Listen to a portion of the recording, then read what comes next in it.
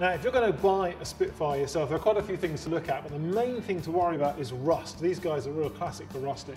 And where they rust the most is down here on the chassis. Basically, where the chassis arm comes out here, they rust away, and the whole thing just goes and breaks.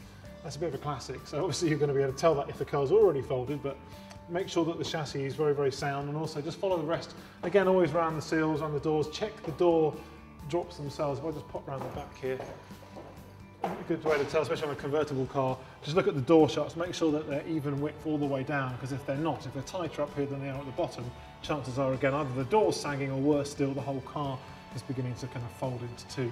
So that's a good thing to check as well. And then of course, basically, like on any car, look at all the inner wings and sort of underneath, under the seals, just make sure there's no obvious rust or even some subtle rust. If you run your hand over any body panel, you can normally feel, you'd be surprised actually how subtle a bump or a dent you can feel, and you can often feel whether somebody's put some filler in. So even if to the naked eye, first glance, it looks fine, you might actually, oh, there's a bit of a lump there, and that gives you a clue that there may be a bit of a problem with filler. And you could always get a little magnet on that and pop a magnet on, and if the magnet doesn't stick, then it's definitely loads of filler. And obviously this one comes with a hard top roof, which is a really good little thing to get hold of, because in the winter, the soft top is a bit windy, which is a much better thing to look for as well. And again, just check everything.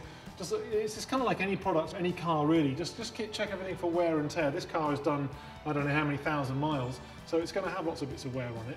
And so you check for that, especially if I pop around the other side to the driver's seat. And it's the same on almost any car ever. Again, check the steering wheel for wear, check the seat itself for wear, the driver's seat, but also check the floor mats, check under any mats that are in there. In fact, if you can, try and peel the mats up altogether so you can see the floor beneath, because of course that's where you're going to see the real McCoy. You're going to see whether there's loads of rust, holes, or worse still, nothing at all. So worth checking all that as well. And again, of course, the rubbers, although they can be changed, it's quite a good indication how much wear and tear the car has actually seen. So it's just little things like that, and really just get a feel for how the car looks. I mean, another classic, of course, is in the engine bay. If we just pop round further around again. When you're in the engine bay, check the oil, check the fluids, basically find out whether it's any good. The thing to do is actually just smell it, because obviously you can smell if the oil is burnt. And if you don't know what I mean, go down to a scrapyard, go around all the cars there, and keep checking and sniffing the oil. You'll soon work out which ones are clean, which ones are dirty. Another brilliant top tip.